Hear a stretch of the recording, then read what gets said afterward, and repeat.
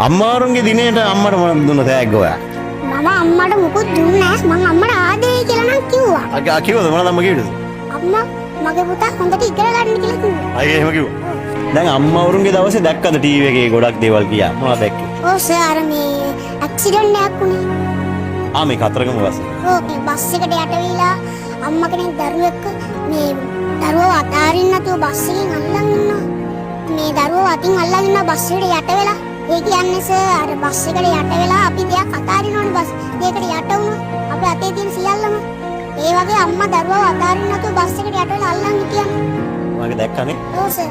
මේ අම්මගේ සම මේ ඇහැට කඳුලක් එක්කලා එන්නේ. රටේම කට්ටිය වෙලා ඇඬුව එක දැකලානේ.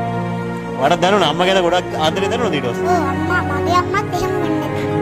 අපිට කරදරයක් වෙනවා වගේ අම්මා පිට වෙනවා. අපේ අම්මලා විතරක් නෙවෙයි ලෝකෙ ඉන්න හැම අම්මලාගෙම එහෙම නේද? නේද පුතේ? ඉතින් ඔයාට දැන් මොනවද දැන් මං මේ ඇහුවොත් අම්මට සමාන වචනයක් මේ ලෝකේ තියෙනවද? අම්මම තමයි අම්මට සමාන කරන්න කවුරුත් නැහැ මේ ලෝකේ.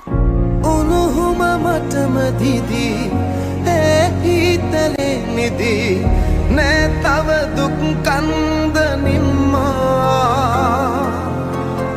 තුන් ලෝකයම රැකි ඈ මහ පිරිත වෙනි සසරම අත් නොහරි අම්මා